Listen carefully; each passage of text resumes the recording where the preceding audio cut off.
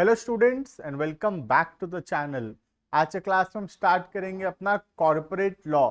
पिछले वीडियो के अंदर हम सिलेबस डिस्कशन किए थे, जहाँ पे हम देखे थे कि क्या क्या टॉपिक्स है जो हम कॉर्पोरेट लॉ के सब्जेक्ट के अंदर पढ़ने वाले हैं। ये हमारा पहला वीडियो है जहाँ पे हम कॉर्पोरेट लॉ सब्जेक्ट शुरू कर रहे हैं। हम लोग पढ़ा रहे हैं उड़ीसा के बीकॉम सिलेबस के हिसाब से। तो उड़ीसा में सेमेस्टर नंबर 2 में कोर 4 पेपर है कॉर्पोरेट लॉ। अगर तुम कोई और यूनिवर्सिटी से बिलोंग करते हो तो अपना सिलेबस थोड़ा सा कंपेयर कर लेना। ऑल ओवर इंडिया में कॉर्पोरेट लॉ या also called as company law का सिलेबस ऑलमोस्ट सेम है। तो कोई दूसरे यूनिवर्सिटी से भी हो अगर, तो तुम आराम से इस वीडियो से पढ़ाई शुरू कर सकते हो। चैनल के साथ जुड़े रहना। हम सारे सब्जेक्ट का कंप्लीट वीडियोस अपलोड करेंगे अपने चैनल के अंदर। हर एक सेमेस्टर का हर एक सब्जेक्ट का वीडियो अवेलेबल है। डिटेल जानने के लिए नीचे दिए हुए कॉन्टैक्ट नंबर में तुम कॉन्टैक्ट भी कर सकते हो। प्लस वहाँ पे एक डिस्क्रिप्शन में एक व्हाट्सएप ग्रुप का लिंक है, उसको ज्वाइन करो। ऐप का एक लिंक है, ऐप डाउनलोड कर सकते हो, जहाँ पे videos, notes, practice questions, past papers सब कुछ वहाँ पे अवेलेबल होगा। ठीक है, तो बिना टाइम वेस्ट किए वीडियो को स्टार्ट करते हैं।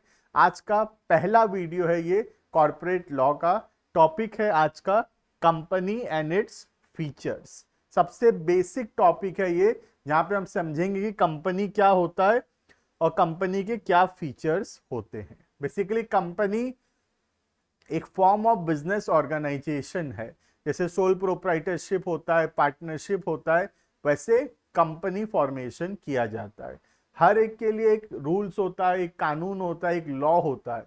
सिमिलरली कॉर्पोरेट कंपनी के लिए या कॉर्पोरेट्स के लिए भी एक लॉ बनाया गया है जो हम अभी पढ़ रहे हैं, that is called as corporate law और कंपनी लॉ। तो ये किसके ऊपर लागू होता है? Only in case of company और अल्सो कॉल्ड एज कॉर्पोरेट्स। तो सर ये लॉ आया कब था? लॉ तो बहुत पहले से आया हुआ है, बट टाइम टू टाइम वो अमेंड होता रहता है। लास्ट 1956 में एक लॉ आया था, कंपनीज एक्ट 1956 बोलते थे उसको। फिर 2013 में वो कंपनीज एक्ट को चेंज किया गया और एक नया कंपनीज एक्ट लाया गया जिसका नाम है कंपनीज एक्ट 2013। तो आज जो कंपनीज एक्ट हम लोग पढ़ते हैं वो कंपनीज एक्ट कौन सा है? Companies act 2013। तो अब रफली 10 साल के आसपास हो चुका है और अभी कोई भी नया एक्ट अभी आया नहीं है। 2013 में लास्ट एक्ट आया था और 2013 का जो एक्ट है उसी को हम आज पढ़ते हैं और वही रूल्स रेगुलेशंस के हिसाब से आज कंपनी फॉलो करता है। हाँ, टाइम टू टाइम लॉ थोड़ा बहुत अमेंड होता रहता है, थोड़ा बहुत चेंज होता रहता है। ठीक है, तो स्टार्ट करते हैं। सबसे पहले समझते हैं what do we mean by the word company. आखिर ये कंपनी क्या होता है? A company is an incorporated association. What is incorporated association? Incorporate association का मतलब होता है लॉ के द्वारा ये क्रिएट किया गया है, इनकॉर्पोरेट किया गया है, शुरू किया गया है। ठीक है, which is an artificial person. ये हम लोग आज के क्लास में पढ़ने वाले हैं। ये one of the features of a company है, आर्टिफिशियल पर्सन। जैसे हम सब कोई है, हम लोग कौन से पर्सन है? हम नेचुरल पर्सन है। नेचुरल पर्सन का मतलब होता है जो पर्सन बर्थ लिया है, जो पैदा हुआ है, that is called as, that person is called as natural person. वैसे ही कंपनी जो है बर्थ नहीं लिया, कंपनी पैदा नहीं हुआ है, कंपनी को क्रिएट किया गया है लॉ के द्वारा, इसलिए कंपनी को बोला जाता है आर्टिफिशियल पर्सन। तो नेचुरल पर्सन का मतलब होता है जो बर्थ लिया है, नेचुरली मतलब वर्ल्ड में आया है नेचुरली। और आर्टिफिशियल का मतलब होता है नेचुरली नहीं, उसको क्रिएट किया गया है। कैसे क्रिएट किया गया है? लॉ के द्वारा। ठीक है, next, having a separate legal entity. ये भी हम लोग पढ़ेंगे आज की क्लास में, तो आगे फीचर्स के अंदर ये पढ़ेंगे, तो अभी इसको डिस्कशन नहीं करते। फीचर्स के अंदर बहुत इलैबोरेटली देखेंगे उसको। ठीक है, having a perpetual succession and a common seal. तो ये सब कुछ फीचर्स ऑफ अ कंपनी है। Artificial person, separate legal entity, perpetual succession, common seal, ये सब कुछ जो है कंपनी का फीचर्स है। तो हम लोग आज फीचर्स भी डिस्कस करेंगे, जिससे हमको ये सारे के सारा वर्ड्स जो है ये सब का मीनिंग हमको क्लियर हो जाएगा। तो आज के क्लास के एंड में ये सारा वर्ड जो है ये सब का मीनिंग हमको आ जाएगा। ठीक है, हम आगे बढ़ते हैं। कंपनी का क्या क्या फीचर्स होता है। फीचर्स का मतलब होता है what is the characteristics of a company. Company के क्या फीचर्स है या क्या कैरेक्टरिस्टिक्स हैं। तो यहाँ पे 5 कैरेक्टरिस्टिक्स दिए हुए हैं। सबसे पहला होता है सेपरेट लीगल एंटिटी, दूसरा है परपेचुअल सक्सेशन, तीसरा है लिमिटेड लाइबिलिटी, फोर्थ है आर्टिफिशियल पर्सन एंड पांचवा है कॉमन सील। क्लियर है। तो 5 फीचर्स है यहाँ पे कंपनी के। हम एक एक करके बहुत डिटेल में डिस्कस करेंगे कि क्या क्या फीचर्स होता है। ठीक है, तो पहला फीचर्स के तरफ चलते हैं हम लोग। जो पहला फीचर्स है कंपनी का वो है सेपरेट लीगल एंटिटी। अब ध्यान से समझना, हम डिटेल में देख रहे हैं what do we mean by the word separate legal entity. Separate का मतलब क्या होता है? सेपरेट का मतलब होता है सर अलग अलग, राइट। लीगल एंटिटी, लीगल का मतलब होता है लॉ के नजर में, इन the eyes of the law. Entity मतलब एंटरप्राइज। तो सेपरेट लीगल एंटिटी का मतलब होता है कंपनी का एक सेपरेट एग्जिस्टेंस है इन the eyes of law. Company अलग है और कंपनी के शेयर होल्डर्स अलग हैं। कंपनी का एक सेपरेट एग्जिस्टेंस है। जैसे ये कंपनी है, ठीक से समझना, बहुत इंपॉर्टेंट है। जैसे ये कंपनी है और ये सपोज कंपनी का क्या है, शेयर होल्डर्स। ठीक है, तो सेपरेट लीगल एंटिटी क्या बोलता है? सेपरेट लीगल एंटिटी बोलता है कि कंपनी और शेयर होल्डर्स दोनों अलग अलग हैं। लॉ के नजरिए में ये दोनों सेपरेट हैं, दोनों का अलग अलग एग्जिस्टेंस है। कंपनी का अलग एग्जिस्टेंस है इन the eyes of the law और शेयर होल्डर अलग है इन the eyes of the law. तो कंपनी को क्योंकि एक सेपरेट एग्जिस्टेंस दिया गया है, जैसे एक नेचुरल पर्सन जो कुछ कर सकता है, एक कंपनी भी वो सब कुछ कर सकता है। जैसे कि जो एक नेचुरल पर्सन है, नेचुरल पर्सन क्या कर सकता है? अपने नाम पे कोई एसेट्स खरीद सकता है, कोई भी कॉन्ट्रैक्ट में इंटर कर सकता है, एसेट्स को सेल कर सकता है। सिमिलरली कंपनी भी अपने नाम पर एसेट्स होल्ड कर सकता है, एसेट्स बेच सकता है, कॉन्ट्रैक्ट में इंटर कर सकता है। तो जो पावर एक नेचुरल पर्सन के पास होता है वही सेम पावर एक कंपनी के पास भी है, क्योंकि company is separate from that of the share holder. दोनों का एग्जिस्टेंस अलग अलग है। ठीक है, रीड करते हैं और क्या क्या बोल रहा है देखना। When a company is registered,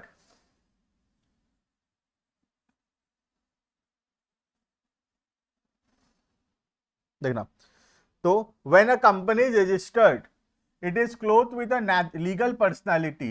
It comes to have almost the same rights and powers as a human being. तो एक ह्यूमन बीइंग का जो पावर होता है, जो अधिकार होता है, वो सारा राइट्स एंड पावर एक कंपनी का भी होता है जब कंपनी रजिस्टर हो जाए। ठीक है, next, a company can own property. Company अपने नाम पर प्रॉपर्टी खरीद सकता है। Can have bank account, company के नाम पे बैंक अकाउंट हो सकता है। कैन रेज लोन्स, लोन्स ले सकता है। लाइबिलिटीज इनकर कर सकता है, कॉन्ट्रैक्ट में इंटर कर सकता है। A company is capable of owing, enjoying and disposing of property in its own name. तो जो एक ह्यूमन बीइंग कर सकता है वो सब कुछ कंपनी भी कर सकता है। कंपनी अपने नाम पे प्रॉपर्टी खरीद सकता है, बैंक अकाउंट खोल सकता है, लोन्स ले सकता है, लाइबिलिटीज इनकर कर सकता है, कॉन्ट्रैक्ट में इंटर कर सकता है, कोई भी प्रॉपर्टी को खरीद सकता है, उसको यूज कर सकता है और उसको सेल कर सकता है। डिस्पोजिंग मतलब सेल कर सकता है। ठीक है, next, its existence is distinct and separate from that of its members। तो उसके जो members हैं उसका एग्जिस्टेंस और कंपनी का एग्जिस्टेंस अलग अलग है। मेंबर्स का मतलब क्या हो गया, शेयर होल्डर्स। तो the existence of a company and its member are separate, are distinct, दोनों अलग अलग होते हैं, ठीक है। Next, although the capital and assets are contributed by the shareholders, the company by the shareholders, the company becomes the owner of its capital and asset। ध्यान से समझना, भले ही सारा पैसा शेयर होल्डर क्यों ना लगाए, बट जो पैसा, जो एसेट शेयर होल्डर लगाता है कंपनी में, कंपनी उस एसेट का मालिक बनता है, कंपनी उस पैसे का मालिक बनता है। शेयर होल्डर एसेट का ओनर नहीं है, क्योंकि कंपनी का सेपरेट एग्जिस्टेंस है। इस वजह से एसेट का ओनर कौन है, एसेट का ओनर कंपनी ही होगा, ठीक है। आज जैसे रिलायंस है, तो रिलायंस के नाम पे जितने भी एसेट्स हैं, जो भी संपत्ति है रिलायंस का, उसमें मालिक का नाम क्या है, रिलायंस मालिक का नाम है। मुकेश अंबानी नहीं है मालिक का नाम, मालिक का नाम रिलायंस है। बात समझ में आ रहा है।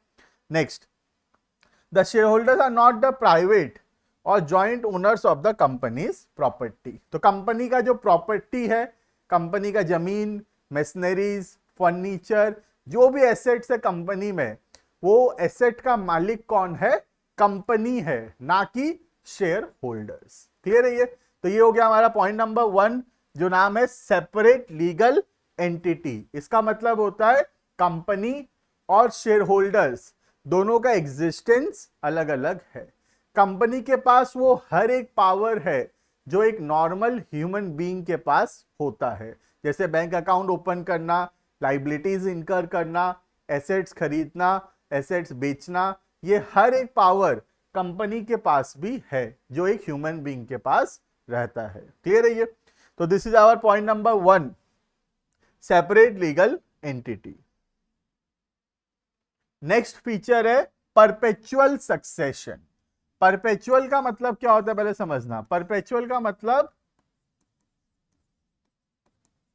इंफिनिटी, नेवर एंडिंग, और सक्सेशन का मतलब होता है एक जनरेशन से दूसरे जनरेशन में कुछ चीज पास ऑन हो पाना, ठीक है।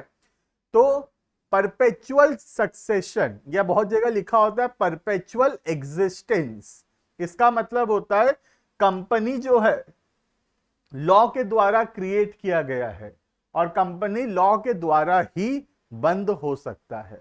कोई भी शेयर होल्डर्स भले ही कंपनी छोड़ के चला जाए, कोई भी नया शेयर होल्डर्स आ जाए, इससे कंपनी के एग्जिस्टेंस पे कोई फर्क नहीं पड़ता।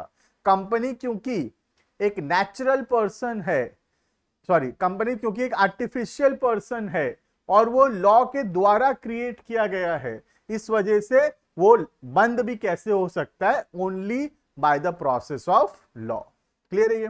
देखना, मेंबर्स में डाई और चेंज, मेंबर्स तो का डेथ हो सकता है, मेंबर्स चेंज हो सकते हैं, but the company goes on till it is owned up on the ground specified by the act. तो कंपनी लॉ के द्वारा बना है और लॉ के द्वारा ही बंद होगा। मेंबर्स चाहे चेंज हो जाए, मेंबर्स का चाहे डेथ हो जाए, कोई फर्क नहीं पड़ता, ठीक है। The shares of the company may change hands infinitely. बहुत बार एक शेयर होल्डर दूसरे को शेयर बेचा, दूसरा तीसरे को बेचा, तीसरा चौथे को बेचा, ऐसे शेयर्स तो सेल होते रहते हैं, बट शेयर्स होल्डर चेंज होने से कंपनी के एग्जिस्टेंस पे कोई फर्क नहीं पड़ता। But that does not affect the existence of the company, पर उससे कंपनी के एग्जिस्टेंस पे कोई भी फर्क नहीं पड़ता है, ठीक है। Next, since a company is an artificial person created by law, law alone can bring an end to its life. तो क्योंकि लॉ के द्वारा क्रिएटेड है, तो लॉ के द्वारा ही ये बंद हो सकता है। Its existence is not affected by the death insolvency of its member. Member को चाहे कुछ भी हो जाए, मेंबर चेंज हो जाए, मेंबर का डेथ हो जाए, मेंबर इंसॉल्वेंट हो जाए, कोई भी बात से कंपनी के एग्जिस्टेंस पे फर्क नहीं पड़ता है। ठीक है, example, many companies in India are in existence for over 100 years. 100 साल हो गई, कंपनी आज भी चल रहा है, रिलायंस उसका एग्जाम्पल है। तो ये सब क्या है, परपेचुअल सक्सेशन का एग्जाम्पल है। पहले रिलायंस का मालिक कोई और था, अभी कोई और है, बाद में फिर कोई और होगा, बट इससे रिलायंस के एग्जिस्टेंस पे कोई फर्क नहीं पड़ता है। ठीक है, नेक्स्ट एग्जाम्पल है, अगर कंपनी के सारे मेंबर का डेथ हो जाए, अगर एक कंपनी में सपोज 7 मेंबर्स हैं और 7 मेंबर्स का डेथ हो जाए, तब भी कंपनी के एग्जिस्टेंस पे कोई फर्क नहीं पड़ता है। क्लियर है? तो सर कंपनी कैसे चलेगा फिर? उसको फिर गवर्नमेंट देखेगा, गवर्नमेंट संभालेगा, उसको लॉ के द्वारा बंद करेगा, बट कंपनी अपने आप बंद नहीं हो जाता 7 मेंबर्स का डेथ हो जाने से। भले ही सबका डेथ क्यों ना हो जाए, but the company is still in existence and it can only be owned up by law. Law के द्वारा ही वो बंद हो सकता है। क्लियर है? ये गया पॉइंट नंबर 2। नेक्स्ट है हमारा पॉइंट नंबर 3, जिसका मतलब है लिमिटेड लाइबिलिटी। लाइबिलिटी का मतलब क्या होता है? जो पैसा हमको चुकाना पड़ेगा, भरना पड़ेगा। लिमिटेड का मतलब क्या होता है?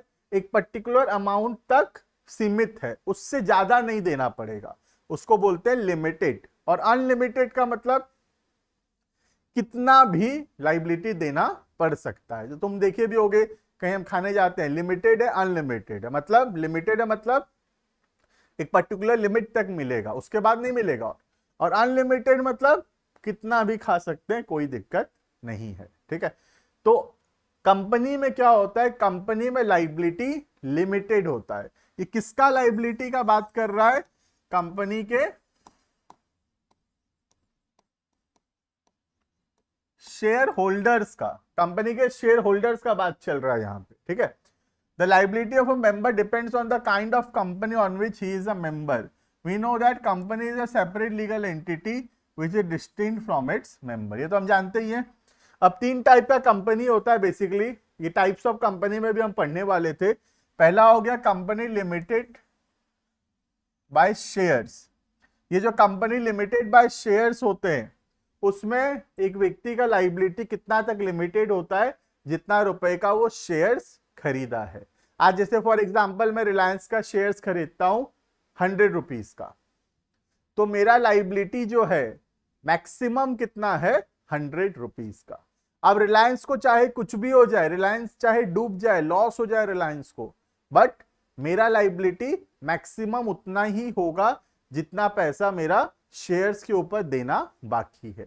जैसे फॉर एग्जांपल मैं 100 रुपए का शेयर्स खरीदा था, 70 रुपीज ऑलरेडी दे चुका हूं, तो मेरा लाइबिलिटी मैक्सिमम कितना हो सकता है?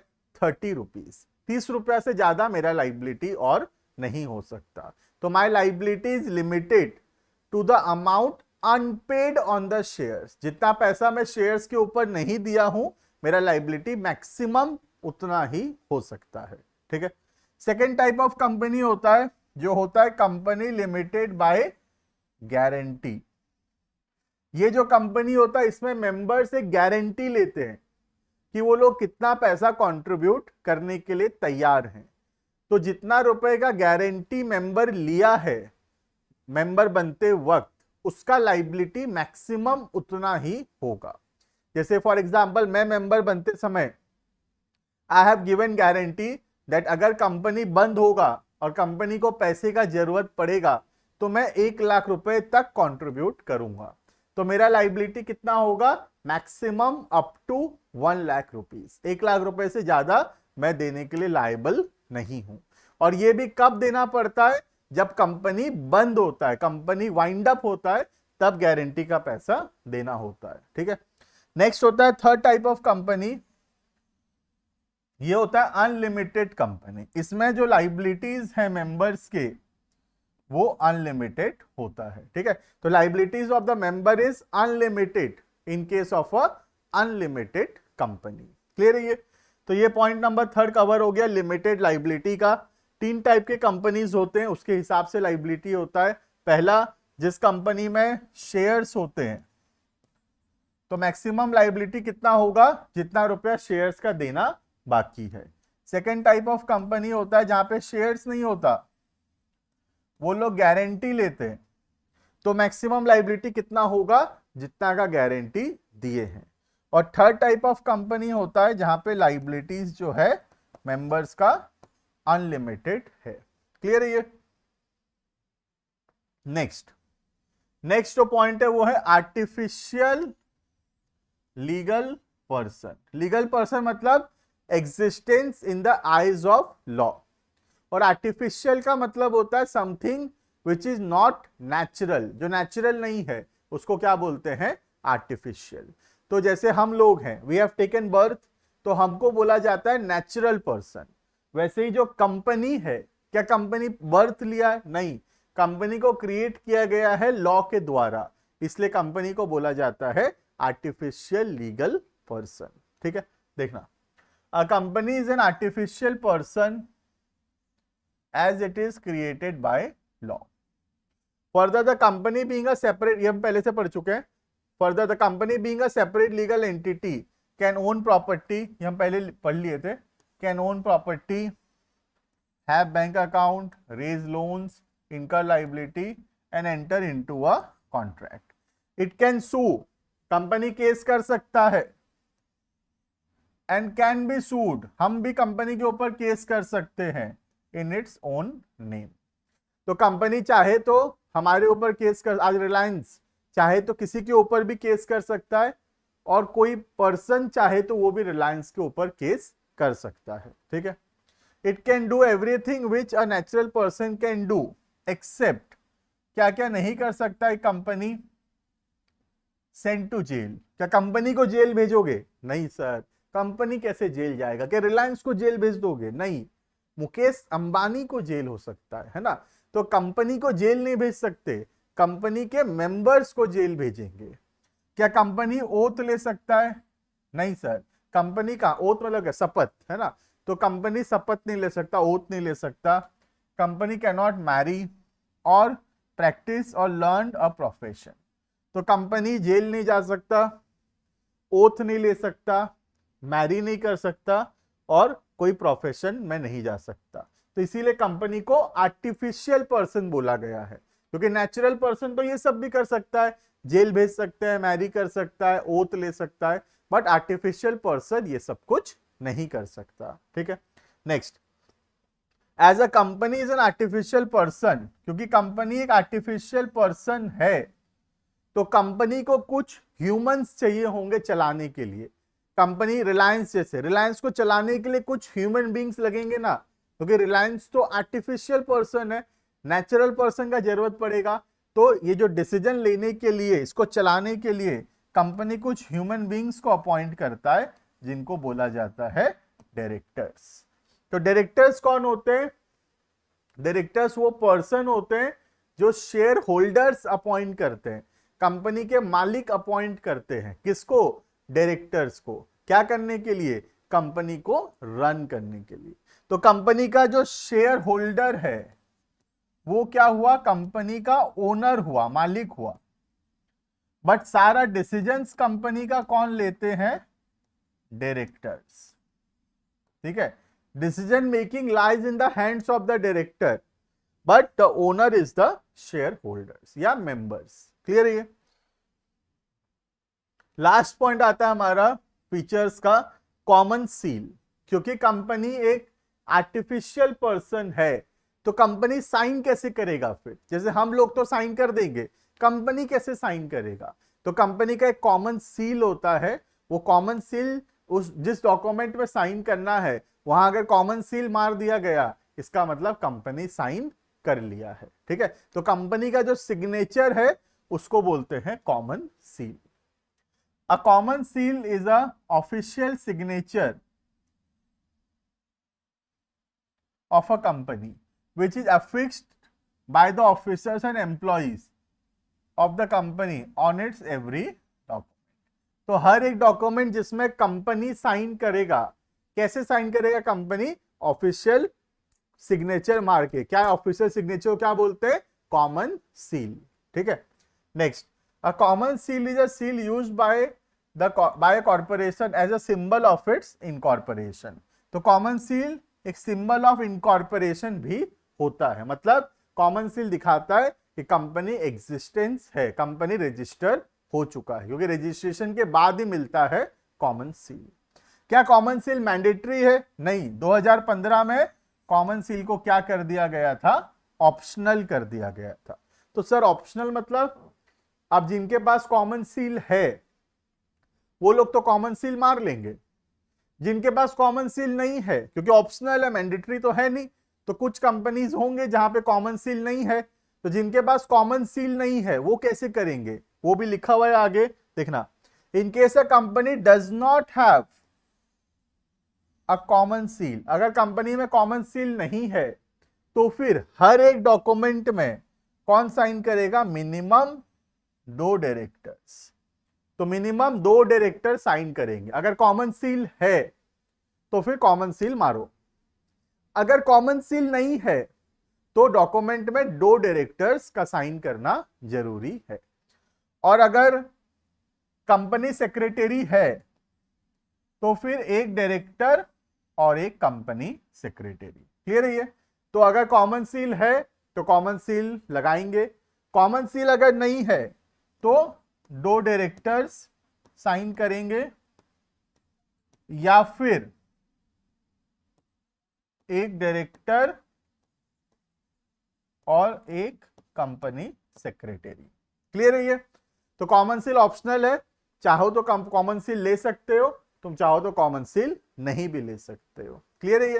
This is all about what is company and what are the features of a company. अब अगर हम कंपनी के डेफिनेशन को देखेंगे तो हमको आराम से समझ में आएगा कि कंपनी क्या होता है। देखो यहां पे, company is an incorporated association.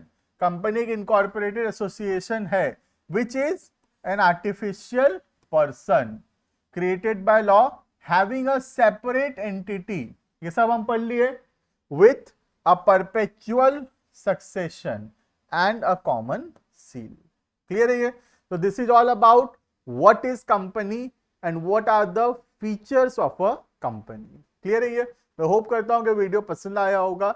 ऐसे ही वीडियो हम लोग कंटिन्यू करेंगे। पूरा कॉर्पोरेट लॉ का हर एक टॉपिक का वीडियो यहाँ पे अपलोड होने वाला है। चैनल के साथ जुड़े रहना, लाइक शेयर सब्सक्राइब जरूर से करना, अपने दोस्तों के साथ शेयर करना चैनल को, सो दैट मैक्सिमम लोग इसका बेनिफिट्स ले सके। इस लिंक, ये जो वीडियो है इसका डिस्क्रिप्शन में तुमको एक लिंक मिलेगा जहां पे हमारा ऐप का लिंक है, वहां पे सारे notes, videos, practice questions, past exam questions, important questions सब कुछ अपलोडेड है। प्लस एक नंबर भी दिया गया होगा, उस नंबर पे अपना नाम, अपना कॉलेज का नाम भेज दो, सो दैट हम तुमको उस ग्रुप में ऐड कर देंगे तुम्हारे कॉलेज के, सो दैट कॉलेज का कोई भी इंफॉर्मेशन से एग्जाम रिलेटेड या कुछ भी और डिटेल है तो वहां पे तुमको ग्रुप से वो पता चलता रहेगा। ठीक है, मिलते हैं नेक्स्ट वीडियो में। अभी के लिए इतना।